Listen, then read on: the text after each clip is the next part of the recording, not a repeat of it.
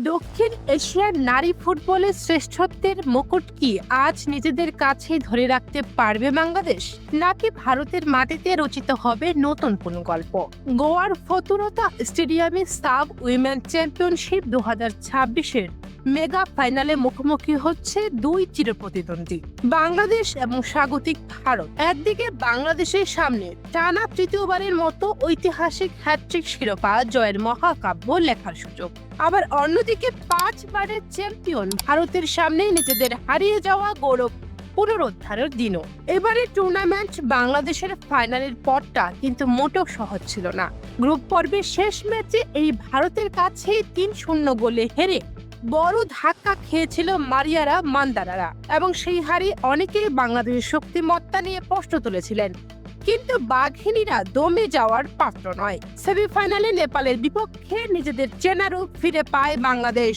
কৌশলগত পরিবর্তন আর আক্রমণাত্মক ফুটবলে নেপালকে হারিয়ে দুর্দান্তভাবে ফাইনালে জায়গা করে নেয় পিটার বাটলারের শিষ্যরা। 2016 সালের পর এই প্রথম সাপের ফাইনালে মুখোমুখি হচ্ছে এই দুই পরাশক্তি, যা আজকের ম্যাচটিকে রূপ দিয়েছে এক মহারণে।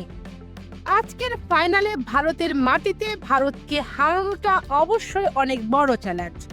ঘরের মাঠের চেনা কন্ডিশন আর গ্যালারি ভর্তি দর্শক সুবিধা পুরোপুরি কাজে লাগাতে চাইবে ব্লু টাইগার্সরা। মাঠ এবং আক্রমণ ভাগে দুর্দান্ত ফর্মে আছে স্বাগতিকরা, তবে বাংলাদেশ শিবিরে আত্মবিশ্বাসও এখন তুঙ্গে। আজকের ম্যাচ বাংলাদেশের প্রধান শক্তি হতে যাচ্ছে মাঠের নিয়ন্ত্রণ এবং কাউন্টার অ্যাটাক। ম্যাচের আগে অধিনায়ক মারিয়া মান্দা স্পষ্ট জানিয়ে দিয়েছেন, গ্রুপ পর্বের ভুলগুলো থেকে তারা শিক্ষা নিয়েছেন এবং আজ ফাইনালে কোনো রকম চাপ না দিয়ে নিজেদের স্বাভাবিক সেরা খেলাটাই দেখাবেন। ইতিহাস অবশ্য বাংলাদেশের পক্ষে কথা বলে। এর আগে 2022 এবং 2024 সালেও কাঠমান্ডুর দশরথ স্টেডিয়ামে স্বাগতিক নেপালকে হাজার হাজার দর্শকের সামনে হারিয়ে চ্যাম্পিয়ন হয়েছিল বাংলাদেশ। প্রতিকূল উপস্থিতি জয় করে প্রতিপক্ষের মাঠ থেকে শিরোপা ছিনিয়ে আনার এক অদ্ভুত ম্যাজিক জানা আছে এই লাল সবুজের দলের। আজ ভারতের গোয়াতেও কি সেই একই দৃশ্যের পুনরাবৃত্তি ঘটবে? মারিয়া সানজিতারা কি পারতেন আরো একটি ট্রফি আমাদের উপহার দিতে? আজ রাত 8টায় শুরু হতে যাওয়া এই হাই ভোল্টেজ মহাযুদ্ধে আপনার প্রেডিকশন কি? বাংলাদেশ কি পারবে ভারতকে হারিয়ে হ্যাট্রিক চ্যাম্পিয়ন হতে? এখনই কমেন্ট করে আপনার মতামত জানিয়ে দিন।